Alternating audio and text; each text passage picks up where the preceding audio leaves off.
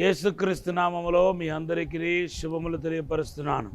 Greetings to you all in the name of our Lord Savior Jesus Christ.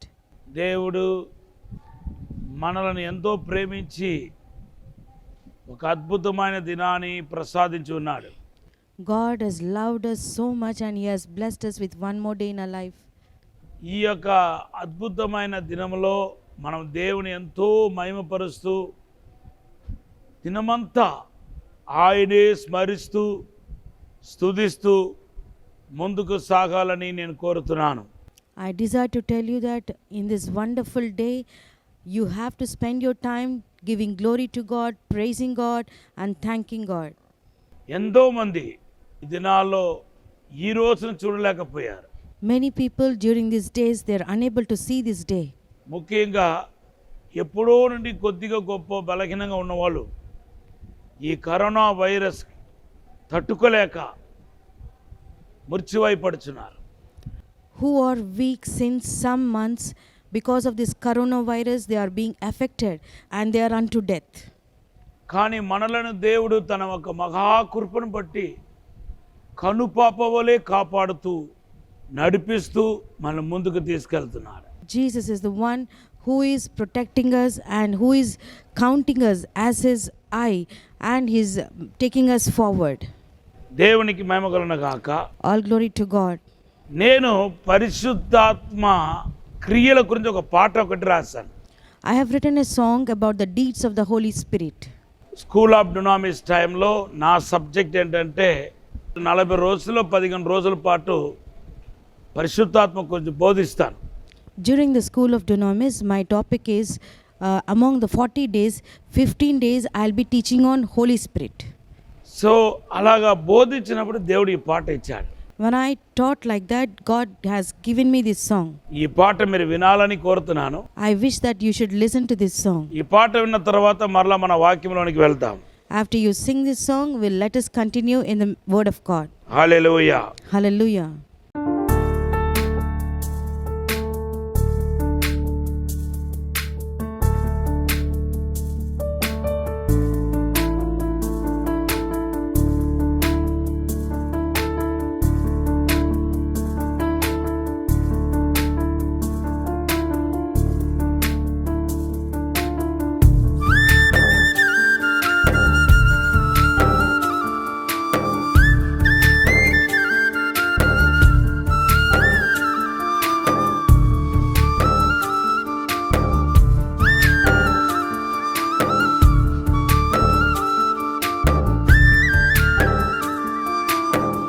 యేసు వస్తాడు, మేఘాలపై వస్తాడు, కన్నీరు తుడుస్తాడు, ఎత్తుకొని పోతాడు. యేసు వస్తాడు, మేఘాలపై వస్తాడు, కన్నీరు తుడుస్తాడు, ఎత్తుకొని పోతాడు. కన్నీరు తుడుస్తాడు, ఎత్తుకొని పోతాడు.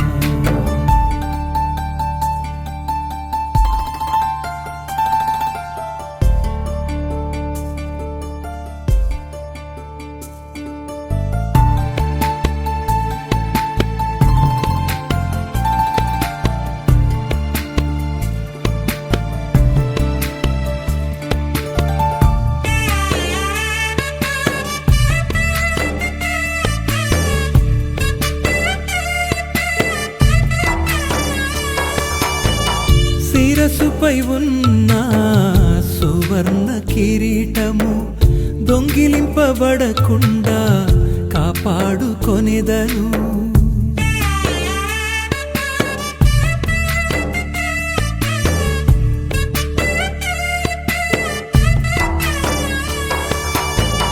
శిరసుపై ఉన్న సువర్ణ కిరీటము దొంగిలింపబడకుండా కాపాడుకొనిదను. మొదటి విశ్వాసాన్ని చేపట్టుకొనుచు యేసు రాకడలో పాలివారమగుదును. మొదటి విశ్వాసాన్ని చేపట్టుకొనుచు యేసు రాకడలో పాలివారమగుదును. యేసు వస్తాడు, మేఘాలపై వస్తాడు, కన్నీరు తుడుస్తాడు, ఎత్తుకొని పోతాడు. కన్నీరు తుడుస్తాడు, ఎత్తుకొని పోతాడు. ఆహా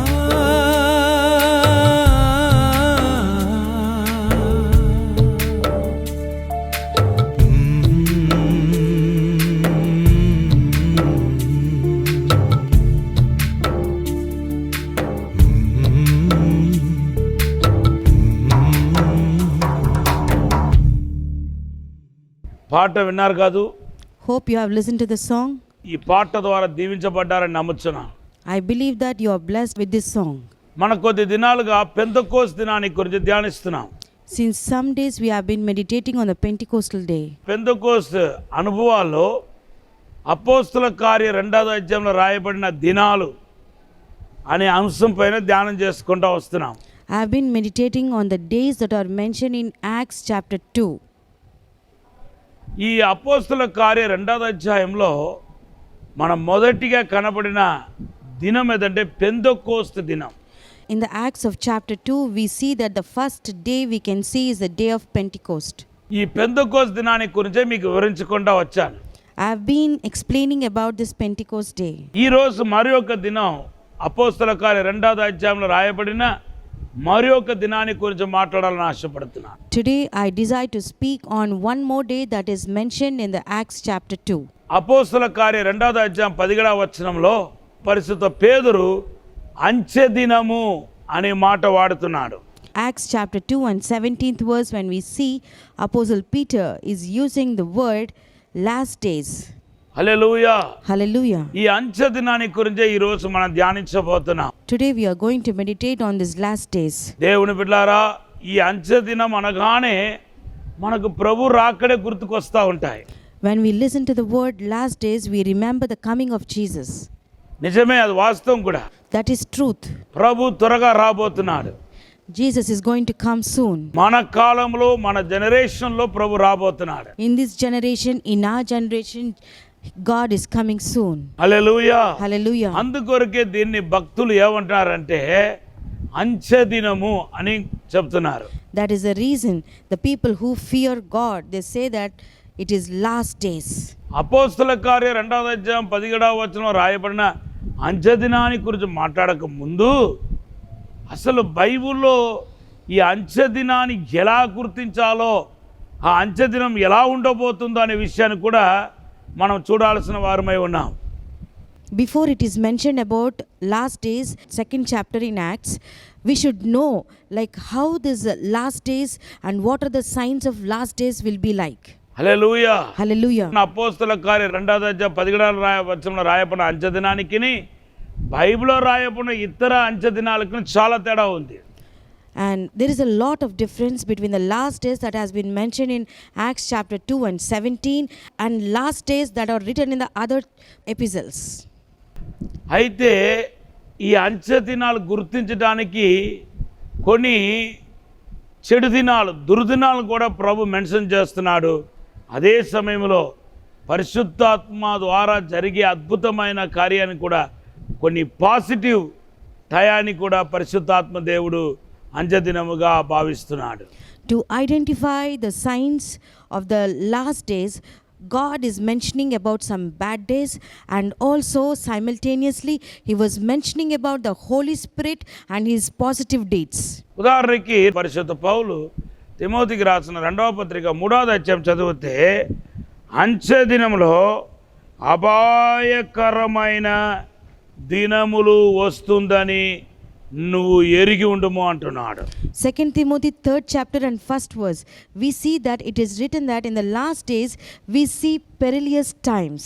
హల్లెలూయా. Hallelujah. పెరిలియస్ టైం అంటే అర్థం ఏంటంటే డిఫికల్ట్ టైం అన్నమాట.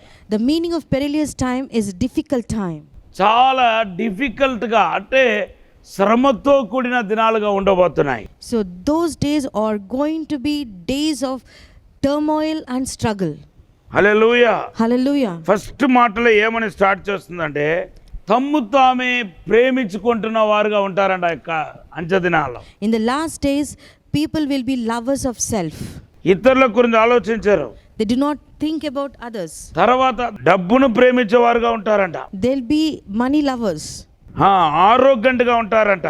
And third one is they'll be arrogant. ప్రౌడ్గా ఉంటారంట. They'll be proud. తర్వాత అన్థాంక్ఫుల్గా అన్గ్రేట్ఫుల్గా ఉంటారంట. And people will be unthankful and ungrateful.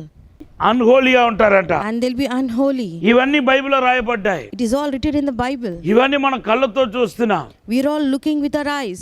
తన కుటుంబాన్ని కూడా ప్రేమించలేని పరిస్థితి ఈ రోజు కనపడుతుంది. And when we see nowadays, even the people are unable to love their family. ఇటువంటి తమ్ము తామే ప్రేమించుకుంటూ ఈవెన్ తన సొంత కుటుంబాన్ని కూడా పట్టించుకోలేని వాళ్ళు చాలా మంది ఉన్నారు.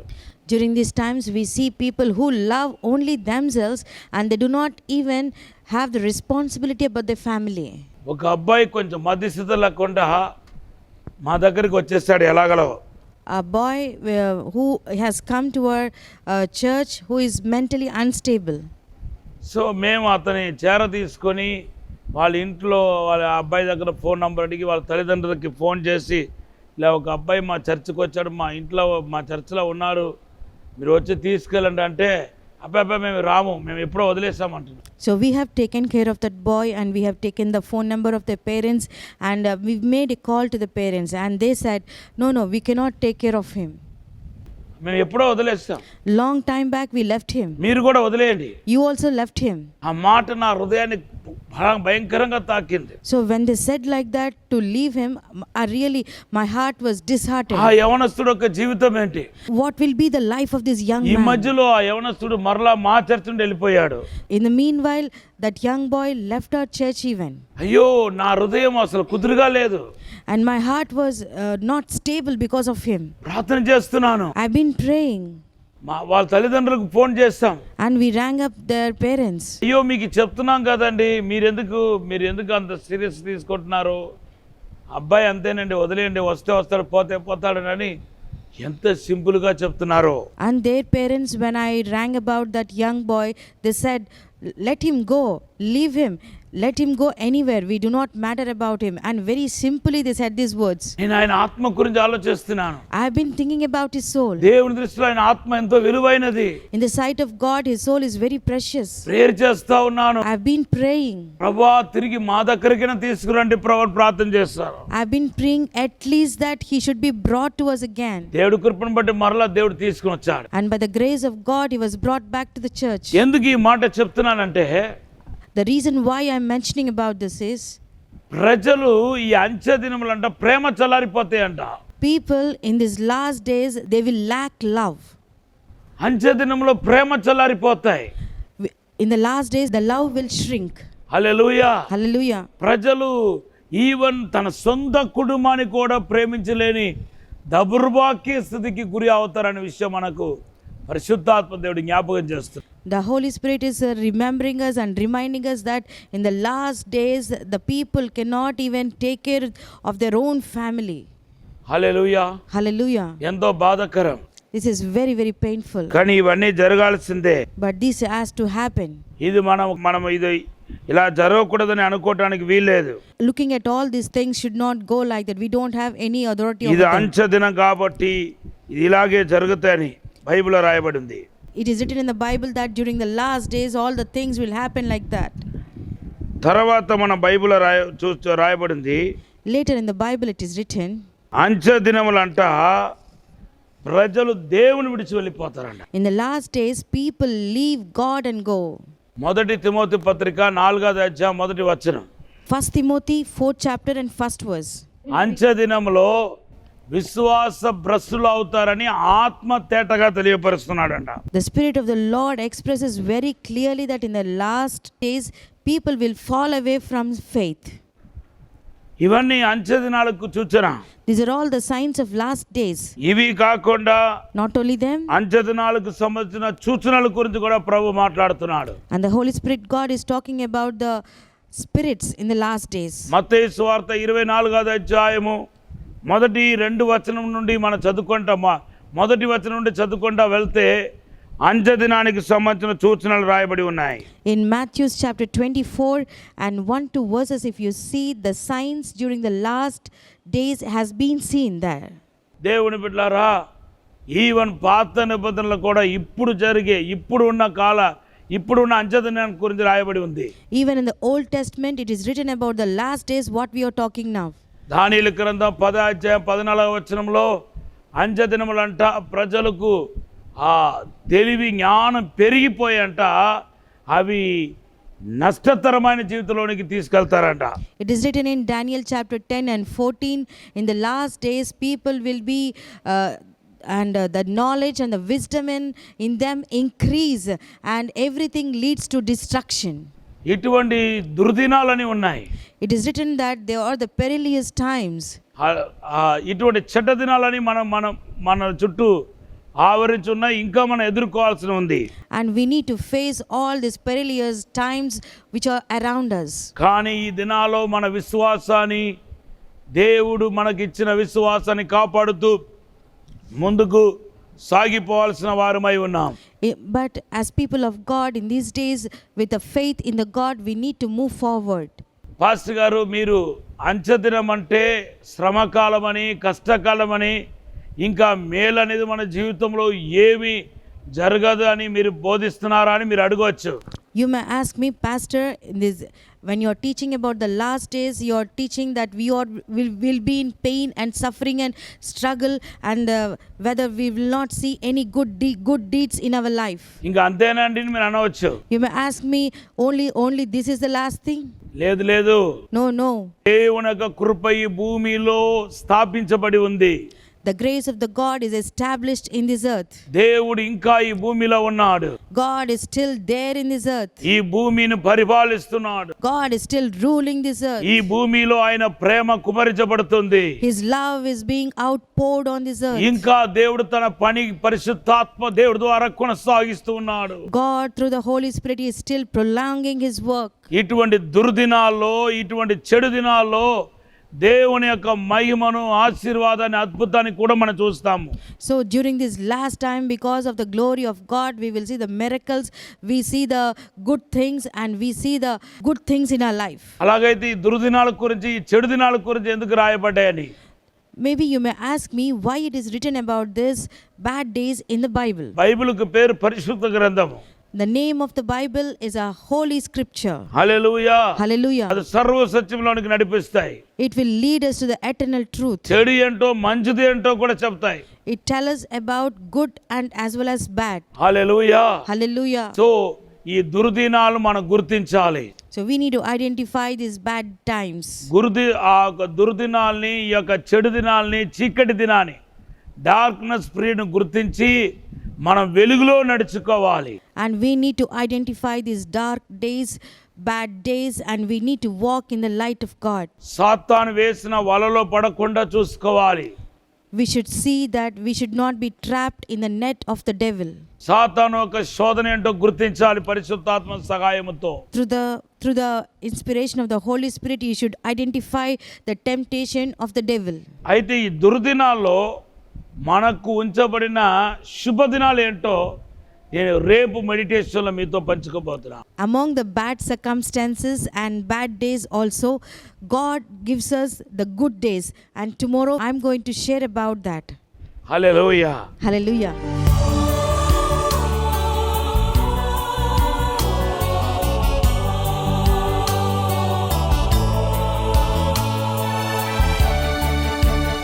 పరిశుద్ధము నమ్మకమైన పరలోక తండ్రి, నీకు వందనాలు ప్రభు.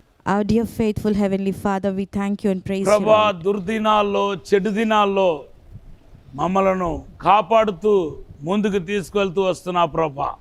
Lord, thank you for protecting and making us to go forward even these perilous times and bad days. నీ ప్రభా, నీకు నిండు హృదయముతో కృతజ్ఞతాస్తుతులు చెల్లిస్తున్నాను. From the bottom of our heart, we thank you, Lord. ఇప్పుడే పరలోక మహిమ తాకాలని ప్రార్థన చేస్తున్నాను. I am praying right now that the heavenly glory should touch you. దైవిక ప్రసన్నత ఇప్పుడే తాకాలని ప్రార్థన చేస్తున్నా. I am praying that the divine presence of God touch you. దేవుని యొక్క వాక్యం వింటున్న ప్రతి ఒక్క హృదయంలో పరిశుద్ధాత్మ కార్యం ప్రారంభించబడును గాక.